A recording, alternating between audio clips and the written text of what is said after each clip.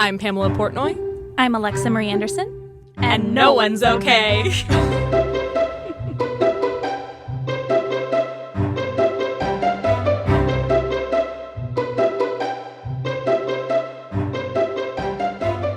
Hey guys, we are back.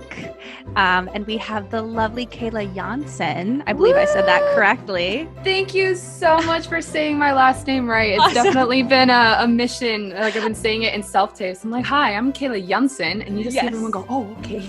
Yeah, they're like, oh, that's how you say it. No, What are the variations you get? Janssen.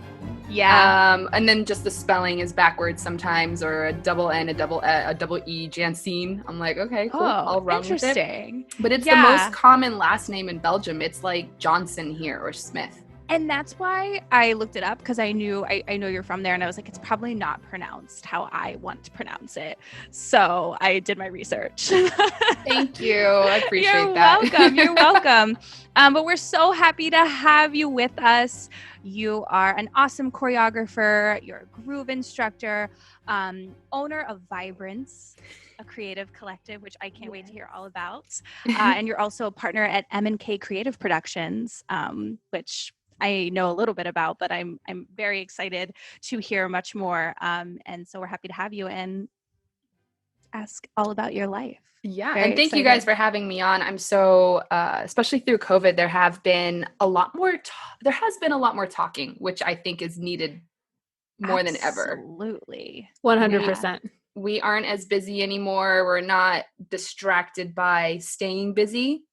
So I think we're slowing down and listening a little bit. So that's actually been my favorite part out of COVID. Yeah, listening. It's so important. And we forget to do that on the day-to-day. For sure. And I feel like I've met more people just by the nature of podcasting this way than I would under normal circumstances, because you can just be like, hey, let's connect online. And you're going to find out stuff that you never knew about that person, because I think we all have an idea of how somebody might be if it's via social media or that one interaction that you had with them person, and then you continue via social media. Now is like the most beautiful times to really see who that person is and how they're handling with a social, economically very stressful situation. Yeah. Who are you at the core? Yeah. Right. Oh my gosh. Exactly. Yeah. So tell us about yourself. First off, your journey since moving to LA, or even that journey of moving. How is that? There's a lot pre-LA. I moved here when I was 26. So we'll do the year before, because I'm not going to bore you guys. I did grow up in a very international household. So there's a lot of extra details that will probably pop up. But Los Angeles was never in my plan. One summer, I was in Belgium. I thought I was going to end up there. I thought I was going to start a dance studio and just kind of figure it out. I didn't really have a plan. Then one summer, so Europe is still very much based around the way that the schools are run. So in the summer, everything's dead. Everyone goes on vacation for 2 months. And of course, I'm a choreographer, so all the dance studios shut down.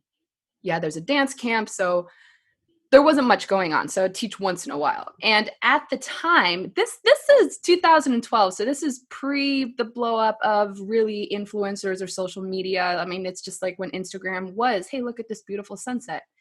I saw this thing that Adidas was doing. Adidas was running a competition called Dancers Wanted. And it was called the Dancers Wanted Challenge, and post a video of you dancing to this song and get votes, and there's going to be a winning prize. Wasn't doing anything. And I decided to submit. I was like, why not? Even the runner-up gets a t-shirt. Cool. I got a t-shirt. Yeah. I ended up winning the whole thing. Amazing. And out of 500 plus international videos. And I think it was because my mom pimped me out on Facebook to all of her friends, like, please vote, please vote. But also because my video wasn't just me dancing in a studio. I decided to promote my city. So I went to all like the beautiful, Belgium has a lot of medieval history and prior as well. So I went to all these like castles and waterfronts and really well-known places. And I had like an Adidas outfit in each one, and I edited it really cool. So it's possible that might have helped as well. So I have to admit that I watched the video. The Adidas one? I snooped on you. Oh my God, mortified because No, it was Why? No, it was lovely, Kayla. I loved it. This guy as red as my t-shirt. No, you're fine. Why? Because I feel like I've learned so much, but that was also like 8 years ago. So I feel like I give myself a little bit of credit as well. That's badass though. No, it's so badass. And you won and you did something different. True. Yeah. And I guess that's always been my thing. It's like, cool, what is everybody else doing? Don't do that. And do what actually makes sense. And the winning prize was a trip to LA. The winning prize was a trip to Los Angeles with the whole Adidas experience. So not only did we get this helicopter ride over the Hollywood sign, not only did we get to go to the DJ Scratch Academy and learn how to scratch, but I got a private with then Katy Perry's choreographers, Nick and RJ, who were also working with Pink and basically did that whole beautiful acrobatic stuff with That Pink. is so cool. And when they were like, you're good enough to be here, I was like, okay, that's all I needed. That's all I needed. Because I was like, I gave myself exactly a year. So I came to LA for that winning trip September 2012, and I moved here September 2013. With the intent of like, let's try it out. I mean, worst comes to worst, I do have a backup and I can go back. And luckily I am a dual citizen, so the visa thing wasn't really much of a problem. So I could come in as an American citizen, which was nice. That's nice. And something I'm very grateful for. And and the rest is history. The start of my Los Angeles experience, because I was only going to give it 2 years because I was head over heels in love with a guy that I thought I was going to end up with. And I hope you noticed that was very past tense. We did 2 years long distance, didn't work out. And that's when I was like, well, now there's no reason for me to hold back. And I should go all in. Because I think when long distance, I'm a big advocate for it if the two people are very much into it. But now that there was no emotion holding me back or being careful of or filtered, I was able to have the full LA experience. And then I think it, I had its roller coasters. But then after those 2 years, I was really like, okay, now there's no excuse. Right. Just for me go to fully full experience force. it. Yeah. And then since then, it's been side hustles and auditions and agents and, I guess everyone's experience of just really trying to find your creative footprint in this crazy, crazy city. Yeah. I feel like you've done, I mean, at least from what like I see, I feel like you've done a really good job of that, making your footprint. You're someone I got the pleasure of dancing for you and with you in a little flash mob. And that memory will always stick in my brain. And just your choreography is super enjoyable to watch, but also super enjoyable to perform. But where do you get your inspo for your choreography? Thank you, by the way. That means a lot, because sometimes you don't really know how people react. It's like, thank you so much, and then we all continue with our lives. So I appreciate that comment a lot. I've always been inspired by the music. When I used to listen to my radio, which is not a thing anymore, it was just, what's that? What's a radio? What's an FM?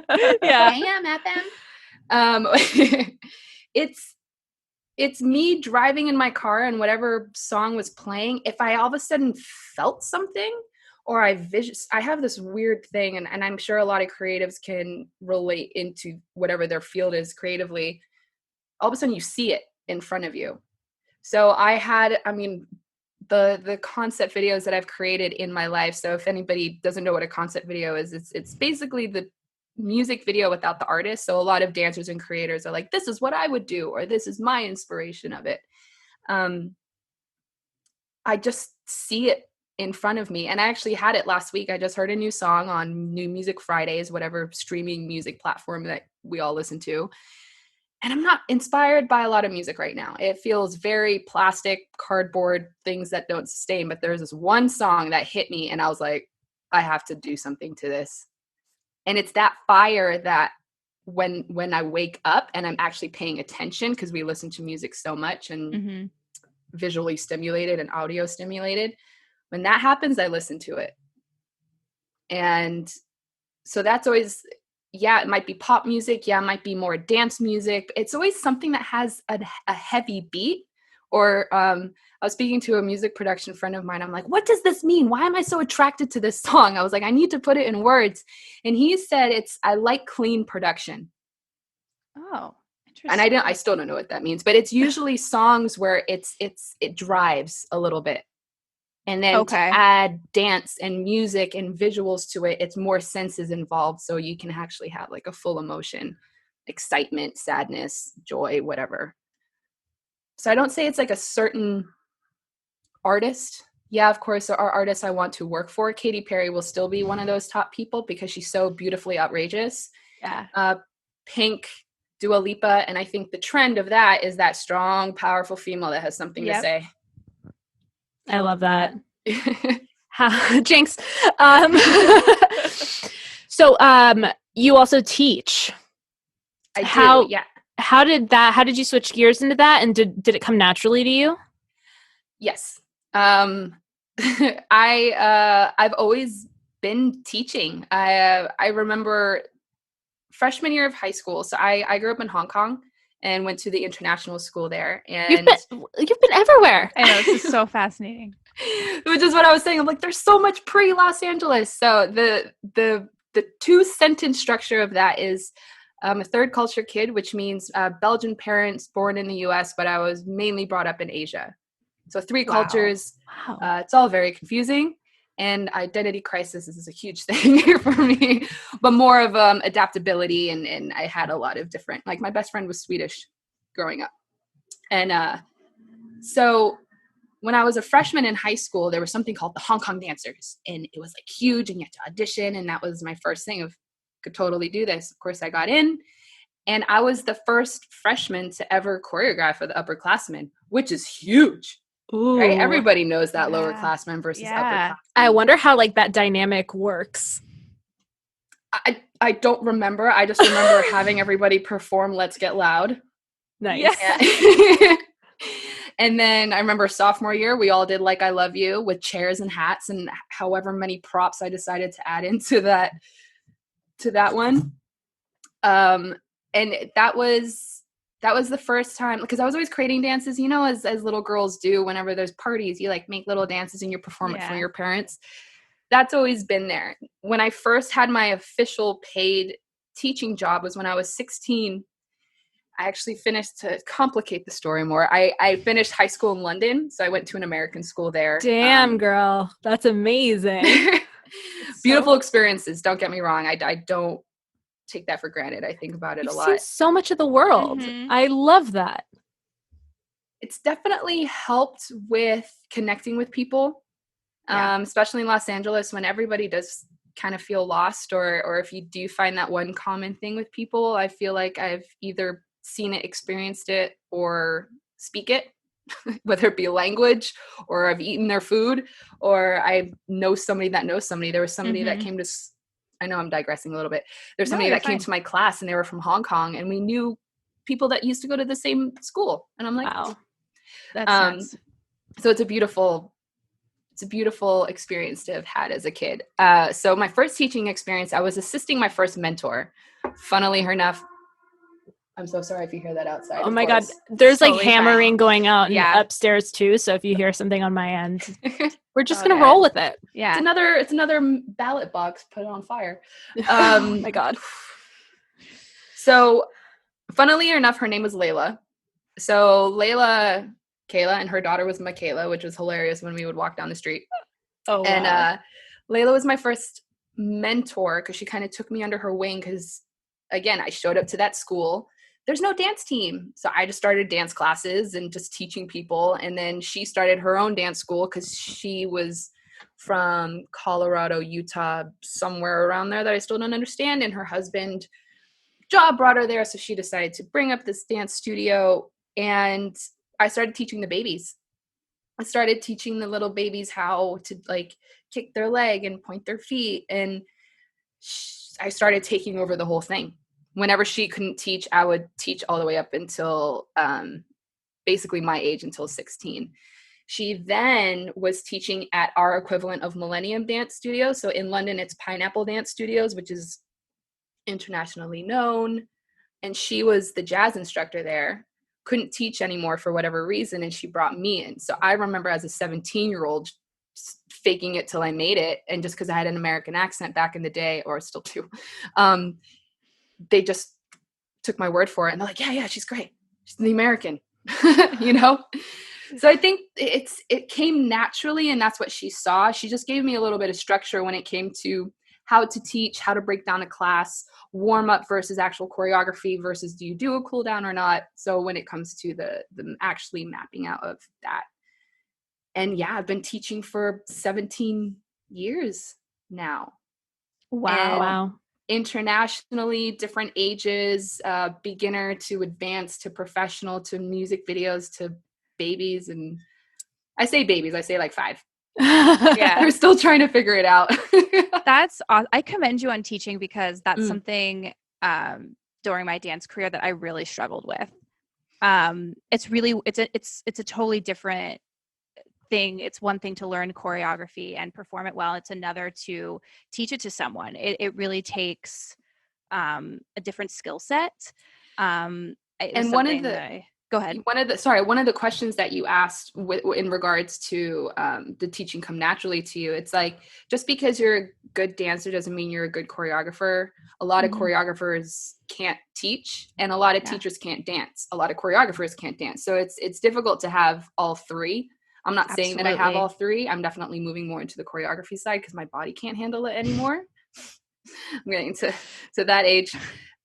So, and you'll see it a lot. And I think when people understand that being a choreographer is understanding movement so well that you're able to, sometimes you have assistants and you have kind of a playground playtime to be like, what does this look like? I'm actually doing that with a music video right now. She wants completely contemporary choreography. If you guys have seen my stuff, it's a lot more girly, pop, strong, powerful female, hip hop inspired. When she challenged me with this, I started bringing people in. Yes, I'm still a choreographer. I'm bringing in assistants because at the end of the day, it's still my vision and my timing. And that's been a beautiful thing to develop and elaborate. There are a lot of amazing, amazing dancers, but they can not choreograph because they don't know how to translate what's in their brain and explain that to people in front of them. So it could be natural, it could be a skill set that you have to learn, trial and error. There's so many different ways. I'm not saying that there's one way to do it, but just because you do one doesn't mean you could do all of it. Right, exactly. And I love that you said you brought other people in because you felt challenged. And I think that just shows how a good leader you are to know that about you know what I mean? Like to know that about yourself and be like, okay, well, this is how I'm going to attack it because this isn't my strong suit, but I'm good at this. So then I'm going to need this person. And I think that's, I don't know. I think that's definitely a trait of a good leader. So I love that. I love Thank that. you. Knowing that about yourself is really important. And then talking about projects, do you have any new projects in the works, stuff you want to share with us about your new company? We love projects. Yes. Oh, we love a good elevator pitch, don't we? Yes. So within COVID, I've started 2 businesses. One is my production company. It's called Vibrance. And I just saw it differently than most production companies, as I've always been the middle woman.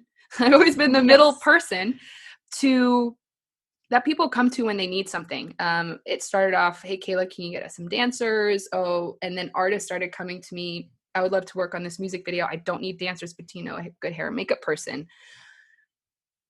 Basically, what I've done in my 7 years in LA is within COVID, created a whole roster of every single person I've ever worked with, even if they don't remember me. I save all my call sheets.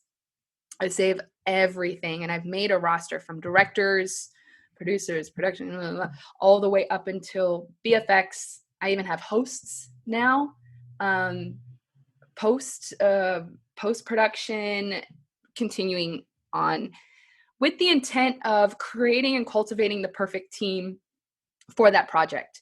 So not every project will need choreography, but I still want to creative direct it.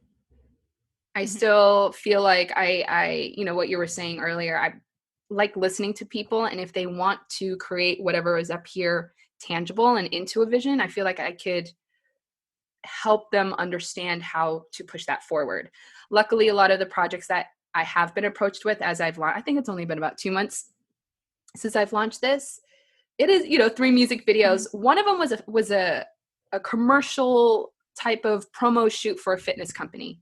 And that was my which was still kind of movement based, and what was beautiful is I have the photographer that right away when this guy approached me, who admitted from the beginning, hey, I'm not creative, but I have a vision.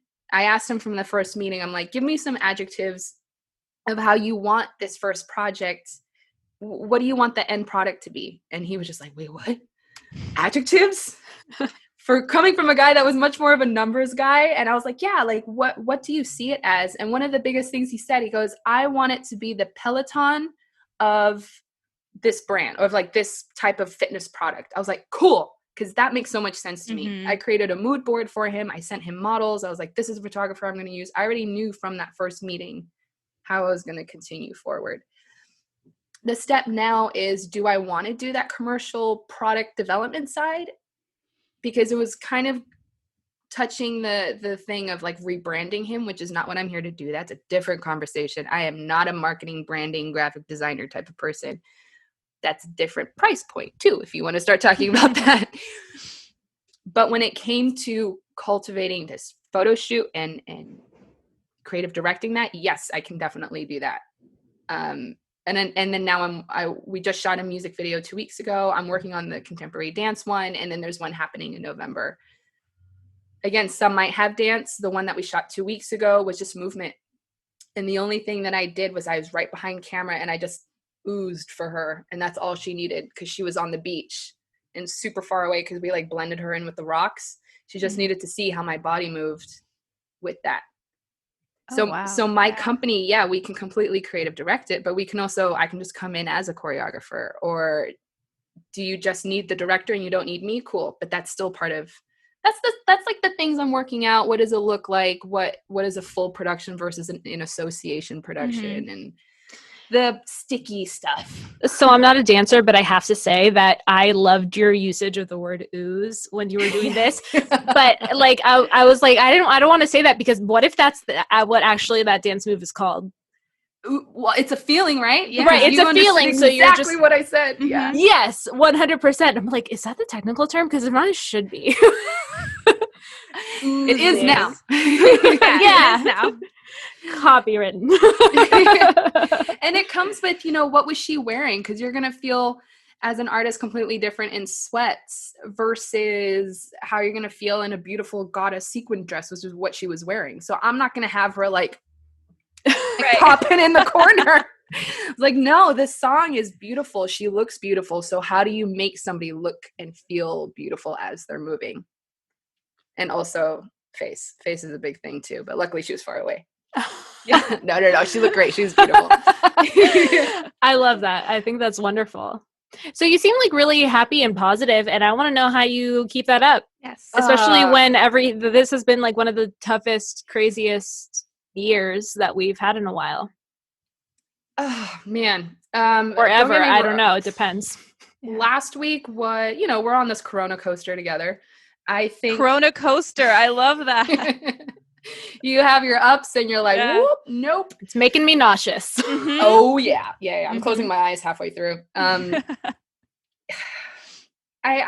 always been somebody that leads on faith.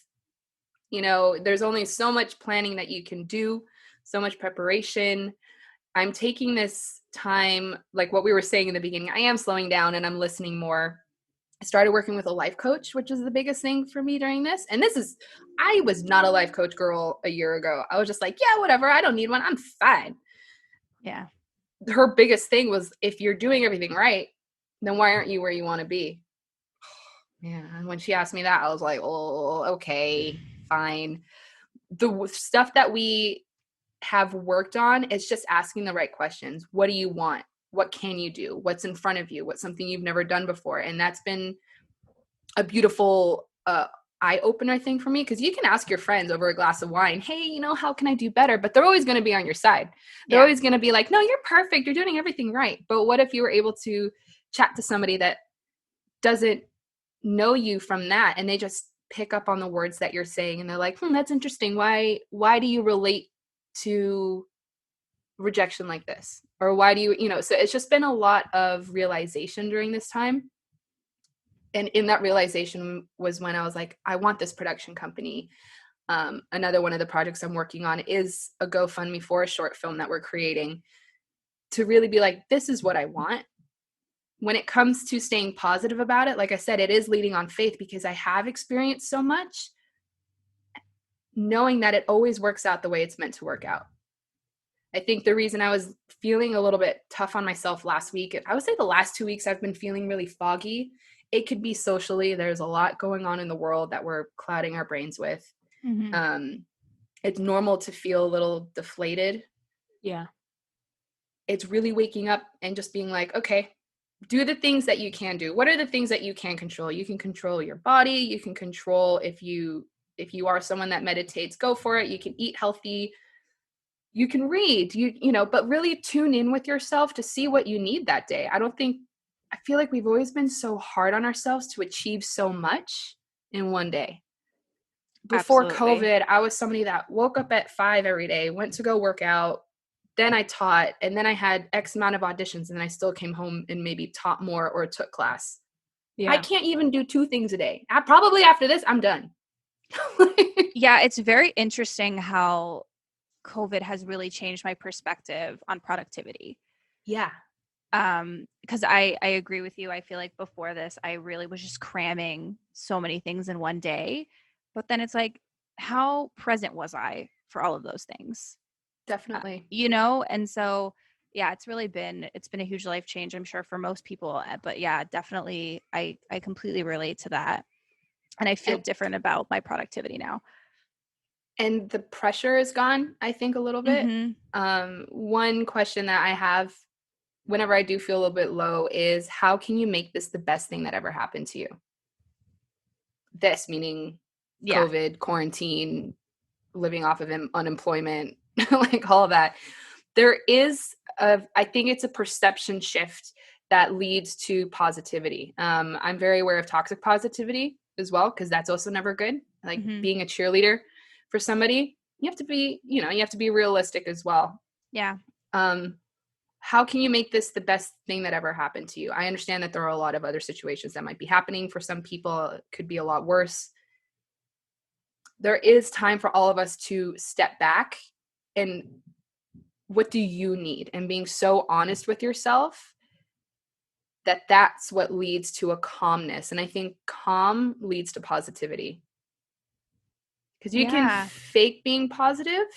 Mm-hmm. You can read the memes and light the sage and do whatever you need that you think needs to be done, but you need to go more internal instead of the external.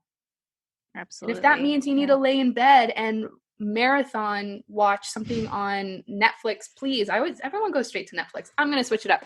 Marathon something on Amazon Prime. There we go.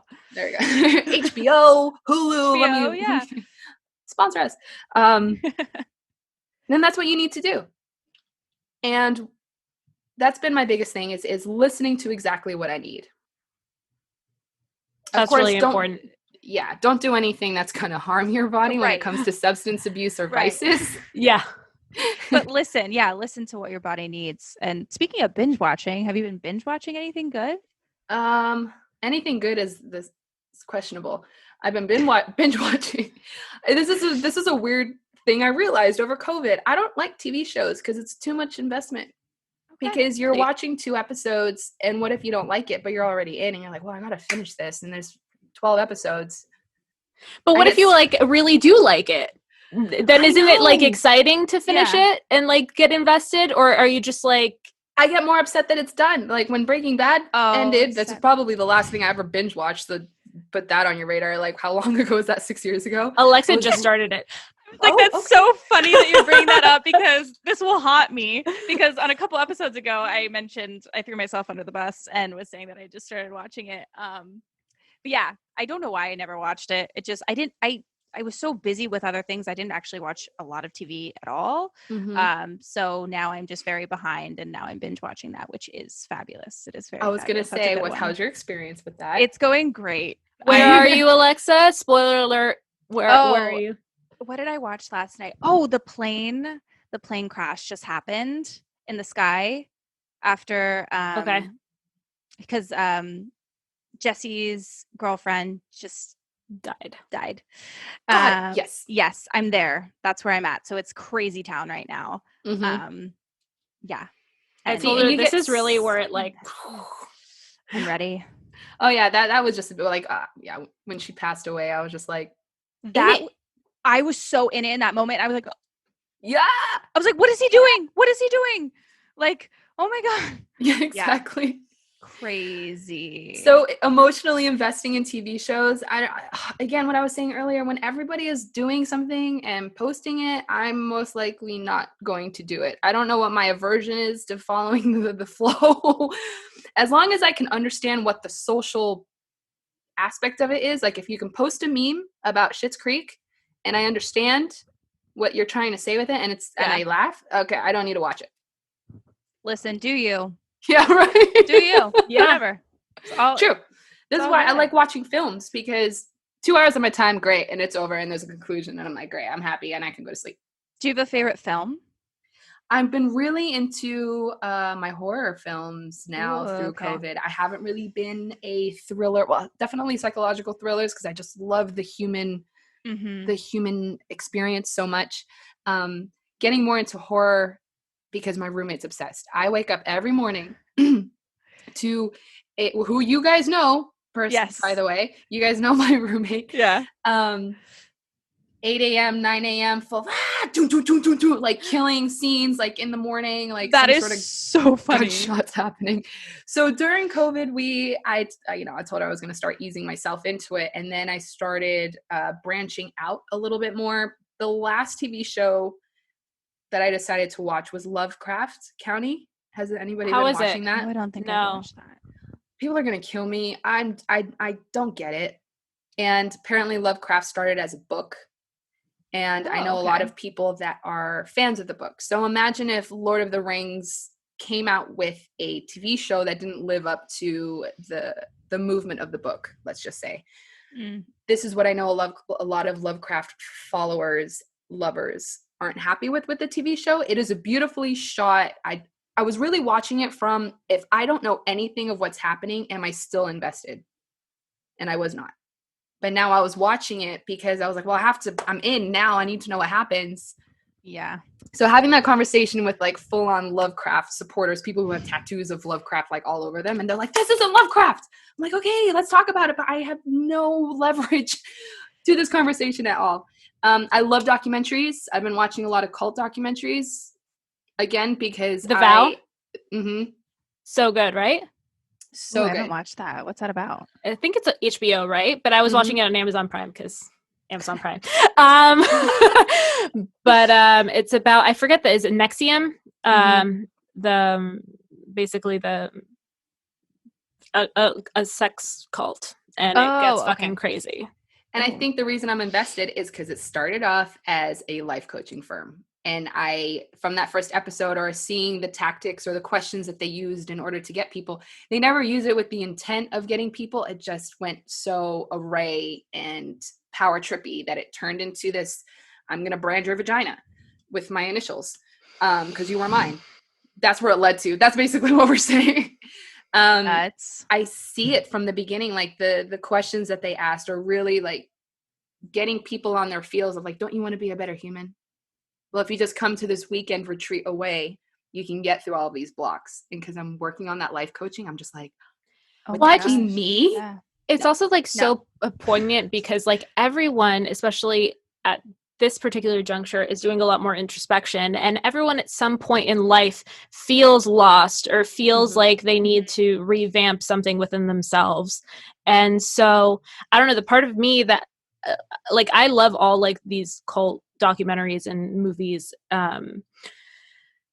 I think the part of me that's like morbidly fascinated by it is that I think there's a little piece of everyone, and it could be the tiniest piece or a bigger piece, that you could relate to someone feeling vulnerable enough to fall into something like that. Mm-hmm. Because I'm watching it like, how are you not seeing all the red flags? But if you really think about it, like, anyone is capable of anything under the right circumstances, and that's what freaks me out.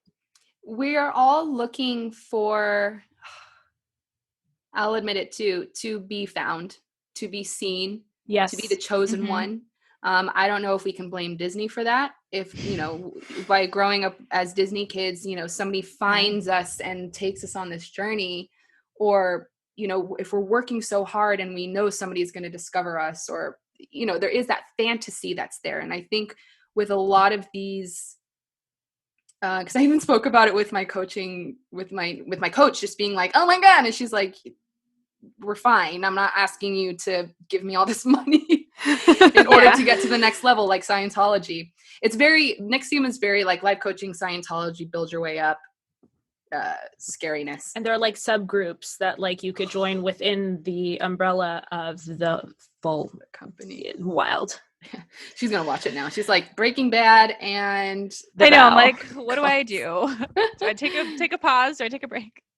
And I think that also goes in with like Los Angeles and like my life here, and see how we loop that around of within the 7 years here of doing the things I had to do because I felt like I had to do it. Like I have to look a certain way.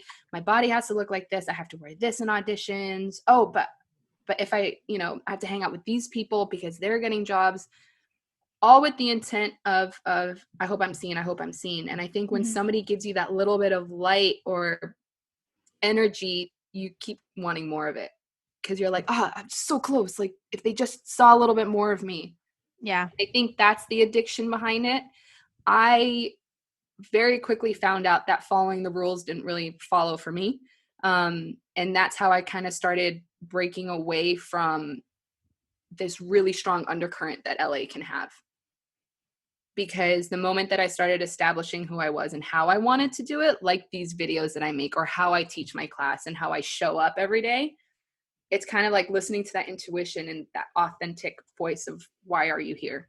And asking these questions, why are you here? What do you have to offer? What actually makes you happy? It's so important. Totally. So I love that. So you mentioned that you're seeing a life coach and doing a lot of internal work, which is fabulous. And this doesn't have to be from them, but what's a piece of advice that you've gotten that really has stuck with you? Oh man. I'm trying to think of something that stands out. A lot of what we work on is the root of why. I finally found out what my why is, and a lot of marketing books talk about it. A lot of well-known entrepreneurs are like, if you are starting a business or you are establishing yourself as an individual out there in the world, influencer, whatever, you have to know what your why is. Your why is what you do. And when you're having the worst day of your life and questioning everything you've ever done, you revert to that why and you get that spark back. So I found out with all of, it took me, I thought it was just going to be like a sentence. Like it started off with, well, I just want to inspire people. Well, why do you want to inspire people? It took like 2 hours before we got there. And then a week of me writing it out into a sentence of, well, I want to inspire people because it makes them feel good. Well, why do you want to make people feel good?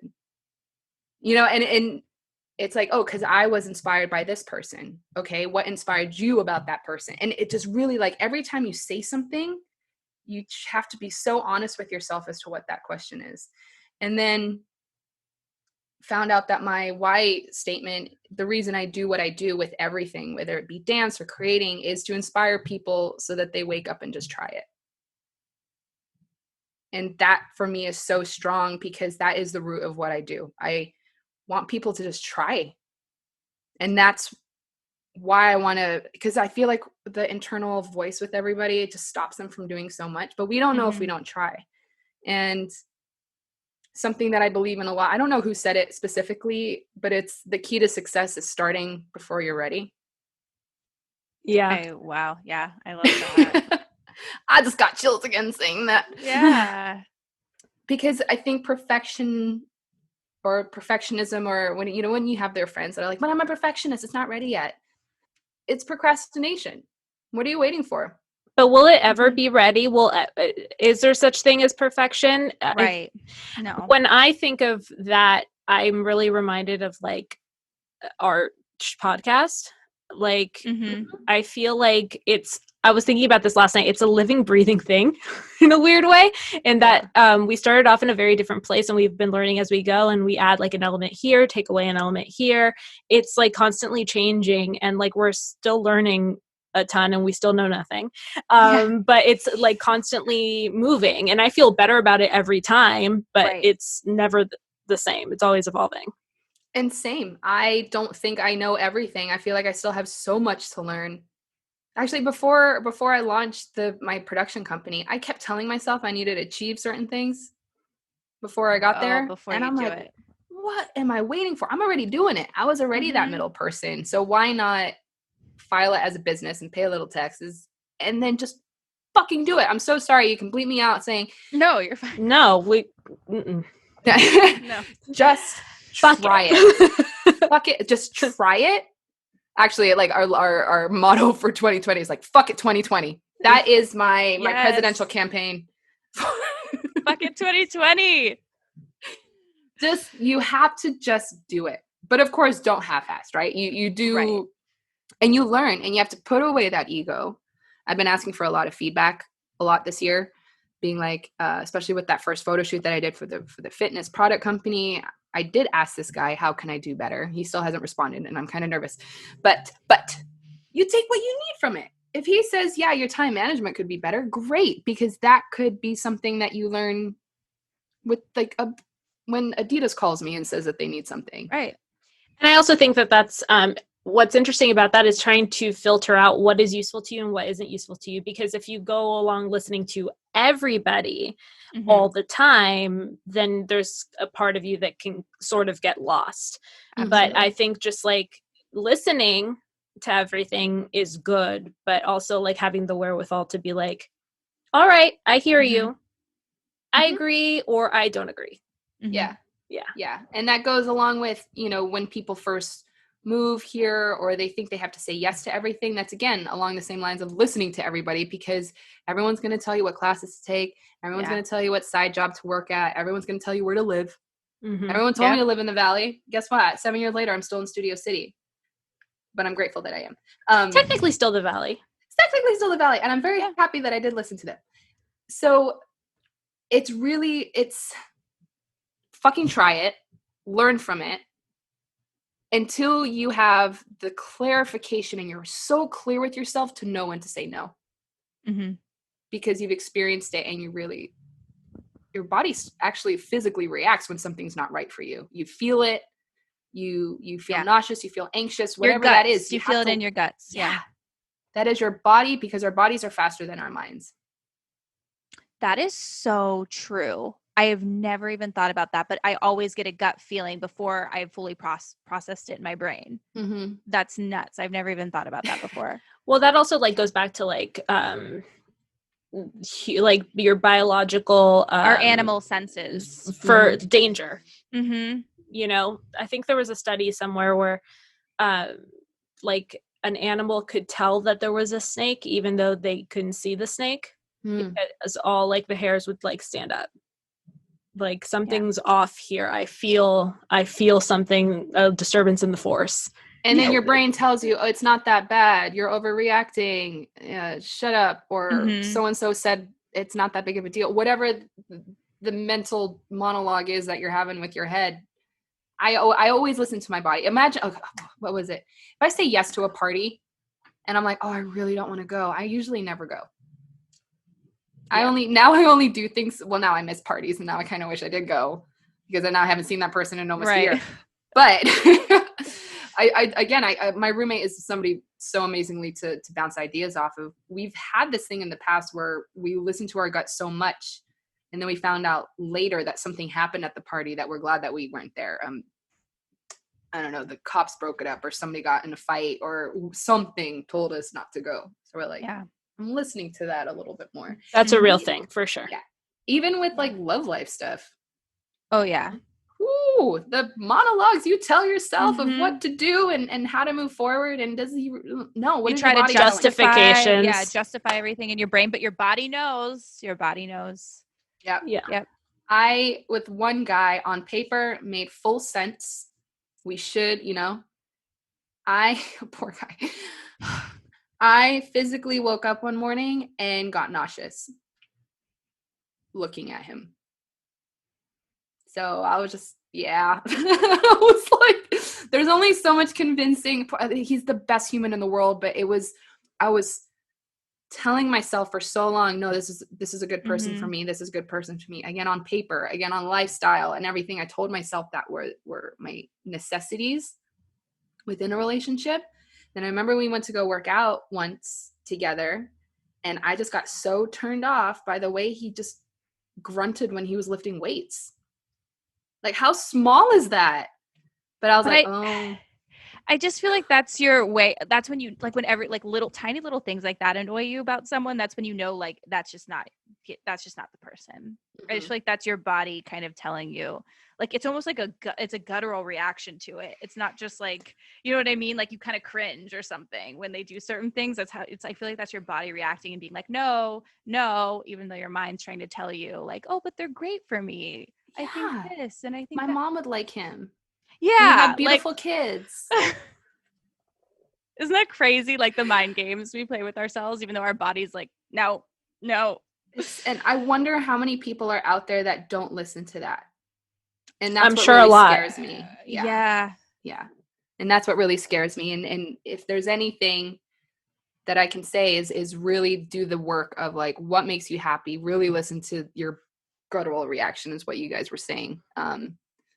So if anybody takes anything away from this, right, listen to your guts. Yes, all of your them. intuition, definitely for sure. Well, Kayla, when you're back to music, sorry. Oh yeah, but why are we here? Why are we here? When you're not just for you, like music that you like to just like jam out to, dance to in your room, what do you think of? Oh, 90s dance music. Yeah. Everyone laughs at me because that's like the most European thing I think I'll ever say. No, I love that. But it is because my brother grew up as a DJ, or he claims he went to Pepperdine University here in Malibu. He claims that he was the first person to bring house music in 1998, 1999 to Pepperdine. I was like, yeah, okay. He was always playing house music. Like, of course, he started off with like the 90s hip hop, and there's quite an age gap between us. There's 11 years. So when he was 18, I was 7. So he was already playing like House of Pain and Jump Around, Jump Up and Get. So I was already listening to that stuff when I was 7. And he used to work for Disney Music. He used to have his own record label in Japan when he was running like DJs and electronic artists and stuff. So he'd always send me music. And I was always into more of that like house beat, I guess like 100 BPM. It kind of, like I said, it needs a little bit of a drive and like a funkiness to it. That's my jam. If like that, I don't want to say hard house because that can go really hard and like you're like not that much. Yeah. Not that much. Yeah, because I don't know. Yeah, go on, please. Sorry. Oh no, I was gonna say because I don't know about you, but music I really leaned on in this time to help me elevate my mood. So I will like jam out in my room to like 90s music, 80s music, even sometimes. I love 80s music. I feel like it's a huge release for me. Is it because it's nostalgic? Probably. Okay. Yeah, probably. And just like letting off steam, just like it feels good to move, even though like, class obviously is not really fully up and running yet. I know. Yeah. Oh, I'm feeling that. And I think it's funny because again, in like my KK thoughts, like as spending a lot of time alone during all of this, I really noticed that music from the 80s and 90s was super hopeful. Like, Let Me Show You, like all the love songs were very much like, let's try this, let's do it together, let me show you how amazing our love could be. And now it's all breakup songs. Now it's just like, you suck, don't call me again, like girls only. And I'm just like, I wonder if it's because the content of the songs are different. Maybe. As well. I was thinking Very about well that. could be. That's where my brain goes. Yeah, no, that's a very good observation. Honestly, I never thought about it. Pam, do you also jam out into your room for music? Oh, I absolutely do. It's been fun. I got a cool new speaker that because I blew out the speakers on my laptop, so I have a cool new speaker that I use in Bluetooth, and I will dance around my apartment. And I was doing a spin class here, and I like, sometimes you don't even know what your body wants to feel. So I was like throwing on like because I love rap, I love all kinds of music. But yesterday I put on a classic rock ride. And I had like a religious experience. I was like tearing up, and I was like rocking out. It was very necessary. Oh my, yeah, perfect. I love it when you don't know that you need it and it comes on and you roll with it too, literally, on the bike. But that's beautiful. Yeah. There's something, I think it's just like that nostalgic feeling. I think we're just missing that connection a little bit. Totally. That music means so much to us. We grew up with it. It reminds us of something. Right. It reminds us of somebody, I have a separate kind of question because I learned something yesterday. I was listening to a podcast that Brene Brown did, and love her. She's great, and she was talking about how emotions live in the body, and that when you're going through a stress cycle, it's really never complete until you've like dealt with it. And a lot of people deal with it through physical movement. So do you ever feel like when you're having a bad day or feeling emotional, is dancing how you like get through your stress cycle? Yes. For a while, it wasn't because I was doing it every day that it was my job. So it was more like stepping up to teach, knowing that it would be other people's stress ending, stress exertion, whatever you want to call it.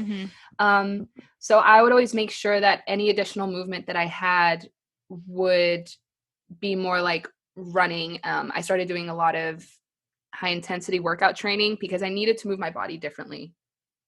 Because my body is so used to moving a certain way that the muscle memory for me, it's not a release as much anymore. It's because my body already knows it can move like that. So there's no discovery. That's so interesting. That makes sense. So when I am on a bike, we actually just got a Peloton, which I'm very excited about. Just started biking. I'm already saddle sore, which is great. It's a great feeling. Yes, I'm so saddle sore. I gotta swim, but I hooked it up to the Peloton app. So I'm taking the Peloton classes, but like I got a different bike. I have plans to get a bike because that is where I'm struggling right now. I need to totally spin I think that's the next phase of quarantine is everybody's getting their at-home treadmills and at-home bikes because there's only there's something about running that my lungs work differently, and I think that's what wakes me up. That's what shocks the system a little bit because you're breathing differently. Same thing with doing burpees or all of those because I was working at F40, I was working out at F45 for a really long time. That was my morning workout. Unfortunately, they shut down, but they've been doing a lot of, hey, here's a free workout, just do it at home. So I've been doing that. Not as much. I'm gaining the COVID-19. And when I started working out there more, that was my meditation. That was my release. That was seeing how strong my body could be. And then it was affecting my dancing in the most beautifully positive way. So during COVID, it's been kind of tough. And I think that's the thing. It's I'll go in waves of what my workout regime is because I am still teaching twice a week. It's exhausting now. I'm just now relating teaching to exhausting to being exhausting for me. Because I'm overcompensating by teaching over the screen. Yeah. Because you know that feeling of being in the room, whether it be whatever type of fitness class or a dance class. You have to add so much more energy. Well, movement is lost within the screen. So even though you guys are watching me right now, there's so much light. Right. It's a scientific thing. It's lenses, it's streaming, it's whatever. So I overcompensate my energy and my movement. I'm exhausted after each class. For a while I was teaching at home. I was getting injured because I have carpet at home. So I had to stop doing that. And so I'm trying to understand, like, okay, I will still teach. I will still show up for my community, but I don't relate it to, unfortunately, this like relief as much as I used to have. And I'm really trying to find my new hobby outlet because I feel like I've lost it a little bit. Full honesty. Yeah, no, I mean, and part of what we all do is connecting with humans and feeling their vibration, as silly as it sounds. And so that just takes, I feel like doing it through Zoom takes so much of what we do away. So much of the experience is different. And I know I just relating it to my acting class online, like I kind of took a break from it because I was like, it doesn't feel good anymore. Are you still getting the same, do you have to act differently through Zoom? You know what I mean? Because I have to dance differently via Zoom, right? Because there's a delay. Yeah, right. A little bit. And but it's also like in a class of people, you're finding your eye line, trying to see who you're acting with. Do you know what I'm saying? Like during class, it's exhausting and also kind of stressful because you're like, well, not only now am I trying to make choices, am I acting, but I'm trying to like see where my person is and what's fitting on the screen, what's not fitting on the screen, what's going to read. You know what I mean?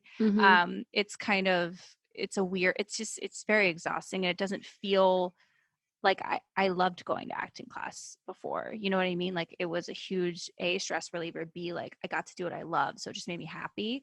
But doing it over Zoom did not feel happy. Can I totally agree with you. And I just thought of something.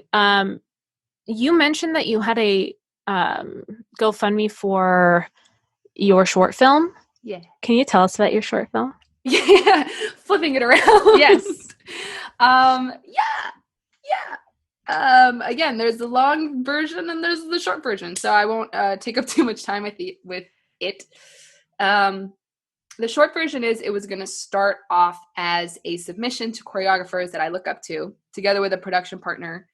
And we wanted it as a submission to be like, hey, look what we could do, hire us. And we were going to send it to Adam Shankman, who did Hairspray, The Wedding Planner, basically every single rom-com in the early 2000s. We were going to send it to Kenny Ortega, all of the High School Musicals. We were going to send it to Jamal Sims, who just did choreographed Aladdin. Very cool. Because we're taught in LA is to go take the classes from the people that are working, that are hiring, but these people aren't teaching, that we can't take classes. So we were like, let's do this like Goodwill Hunting thing and like make it ourselves. What started off as a submission, now we're like, fuck it. We're just going to do it ourselves.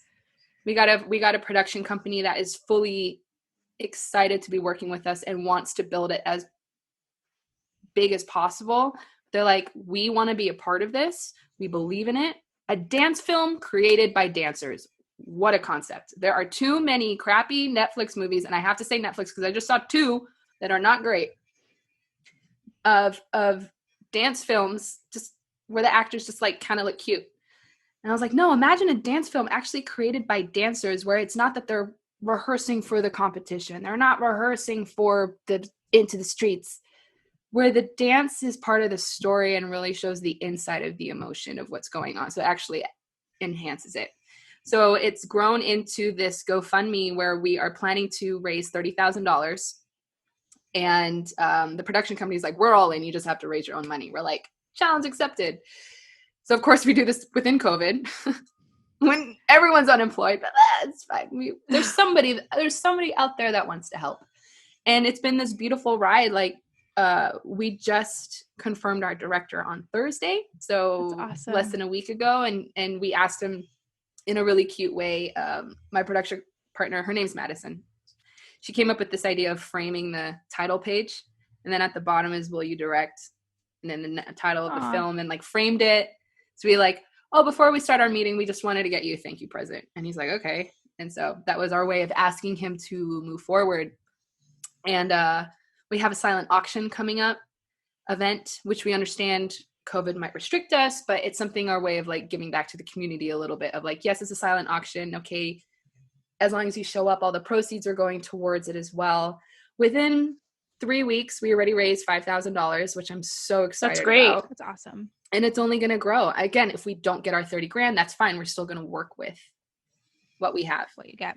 That's and fantastic. The dance industry is suffering now. Like it's so heartbreaking to see everyone's moving home. Everybody is changing careers. And we're now going to be able to provide jobs for dancers for this. Yeah, okay, it's only it's probably maximum 2 weeks of filming, but at least it's something that we can provide for the community a little bit more. That's so awesome. Yeah, we're excited. And the script is super cute. It's very like Sex and the City meets Pen 15 meets my brain. Yay! I can't wait. That's really awesome, Kayla. Yeah, thank you. No, we're excited about it. It's a lot of stuff I've never done before. So the only way that I'm going to learn is if I just put it out there. Mm-hmm. So I could have easily been like, oh no, I'm going to wait, or nobody's spending money, or whatever the reality is, the narrative that you're telling yourself of why it's not going to work. Just put it out there and see what feedback you get. Natural feedback, not actual feedback, but just seeing like how, and I think now we're all super supportive of each other. So if anything, you're going to learn from it. Yeah. Yeah. We kind of like brought us all together. Mm-hmm. It is a really beautiful time. There's some wonderful collaborations coming out. Yeah. Like so you guys exciting. Too. Yeah, no, for sure. Yeah. Just keep going. Just one foot in front of the other. She might be a little sick of me by now. Nah. Never. Like it starts with an idea and you just have to push it out there. And I think if anybody is struggling, I'm always one of these people that's like, yeah, let's have a conversation about it. And I'm never one to tell somebody what to do, but I'll ask the questions to see if you're really clear about what your intentions are. Fabulous. Yeah. Well, I think that brings us to our favorite part of the show, which is, Kayla, are you okay? I think so. I am not okay, but I know I will be. Yeah, I love that. I am leading on faith, and nothing's ever going to be perfect. As long as you know it always works out the way it's meant to work out. I believe that too. Yeah. I like that. I like that too. I was like, I've never said that out loud before. Really? Well-ish. It was very eloquent. Yeah. I've never said that I'm not okay. I think it's really because it's such a negative connotation. It's like, no, I'm fine. Like, yeah, you know when people are like, oh, how you doing? You're like, yeah, I'm fine. That's like right, and that's bullshit, though. Yeah, it is bullshit, and that's why we started this whole thing, and hence the name, because we all say it, right? It's like, how are you doing? Okay, I'm okay, but are you okay? Like, I don't think anybody really wants to get into it. They don't, or we don't want to burden people with our real thoughts. So yes, but we care about our guests. Yes, I can tell. Like the questions were like in there. Yeah, I think it's just getting past that surface level. I think that's what we love. Mm-hmm. We just want to put it all out there and talk about it, and because it's all relatable, right? We're all going through similar stuff. So, and how beautiful is that for the first time, probably in our lifetime? Yeah. You know, I'm like just barely a millennial. I just got in there. That we're all experiencing something so similarly at the same time. And I don't think we'll ever experience that ever. Well, I say that. And I don't think we have experienced anything like that before. And to be on such a similar level with everybody, what an eye-opener. What a beautiful re-collaboration. We all worked in a spinning gym. We all know that we have to recalibrate those bikes. Yeah, in case you guys were wondering, wait, they all like are gonna have bikes in their home, guys. Like we know it's not a coincidence. We like know how it works. We have some sort of fondness just for spinning because we've all worked in a spin studio. And we had to recalibrate these bikes. And if nobody knows what calibrate is, it's basically set the bike back to zero so that whoever was putting pressure onto it had the same level of pressure to get the full workout that they needed. So how beautiful is that we are recalibrating our lives right now, that we are all at the same level. Yes, that's beautiful. That's beautiful. Well said. I don't know where all this shit's coming out of. I'm just like, it's great. Sure. You're like throwing all these gems at us. I love it. Do you write poetry? No. That's another thing I started during all of this. I just started journaling, and like all these like one hit wonders are coming out, like one word wonder. You're like, wow, that sounds really good. Like, we're recording this, right? Because I might have to go back and like, write everything down that I said. Totally. Amazing. Alexa. Yes. Are you okay? Definitely not. All right. Definitely not okay. What's going on? But I will agree with Kayla in that I will be. But yeah, just one foot in front of the other.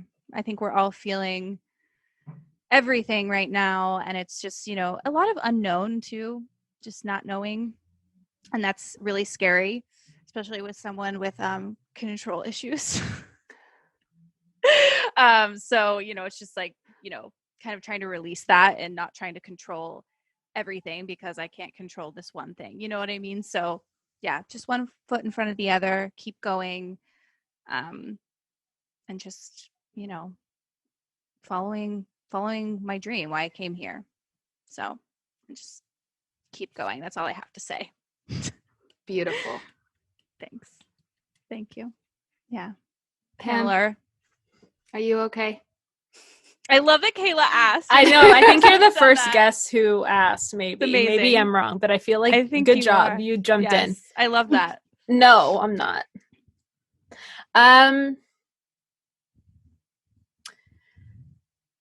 I think I'm just really missing my friends right now. I miss being in the same room. I keep in touch. I've been pretty good about that, but mostly I've been in a great mood. But the past couple of days, I've really just been missing human interaction. I think on the last episode, I mentioned that I needed like a positive social interaction and it actually helped cure a migraine that I was having. I just miss like laughing and being in the same room with people. So I'm feeling that today a little bit, and I just miss my friends. So yeah, it's different, being in a room than like just having them 2D. Yeah, for sure. So, but I will be the new normal. Yes, I will be okay because I will one day be in a room with them again, and I'm going to squeeze them so hard. Yes, so hard. Yeah. Everybody, but one at a time, not everybody at the same time. Right. Right. Kayla, where can our listeners find you, follow you, all the things? I'm on all the pages and the links and the social medias. My normal handle is KK Jans, so KKJANS, or KK Jans, as we established an hour ago. Yes.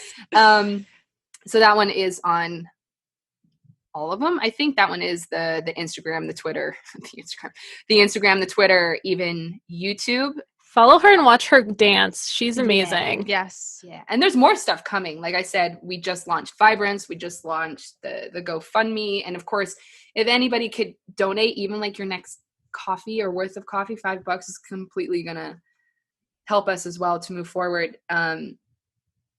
There are more projects coming. Now I'm figuring out all the sticky things. And then one day the gates are going to explode and I will barely be on social media anymore because I'm going to be on set. Yes. I'm busy. Yes. Manifest it. Exactly. Mm-hmm. That's amazing. Congratulations on all the stuff that you're working on. I'm very excited to see it. Yeah. I am too. I am too. I'm just like, there's a lot of waiting. There's a lot of follow-up emails, but I appreciate you guys asking me to be a part of this because I think it's really important to hear each other's stories. Yeah. And, if it's just one person that listens that they get inspired to try or whatever it is, or they can relate to a story. I think that's really important now. Absolutely. Hell yeah. Thank you for creating this podcast platform, all of it. Thank you. And thank you for joining us. Yeah. Thank you for being here. And I'm so excited to see all your new content. Yay. Yay. Yay for creativity. Yeah. Yay! It is not dead. It is It is happening. not dead. It is not dead. Yes, absolutely. Well, thank you, Kayla. And Thank my you, pleasure. Kayla. Thank you. See you guys See you next guys next time. Bye. Thanks so much for listening. Please don't forget to like, share, subscribe, all the things. If for some reason you want to see more of us, you can follow us on Instagram at NoOne'sOkay. And a special thanks to Jordan Ross Weinhold, Sean Moore, Jason Crow, Claire Palmer, Jackson Palmer, Tiffany Haymoff, Shane Rings, James Liddell, and our podcast is recorded at Soundworks Studios. We can't wait to meet you!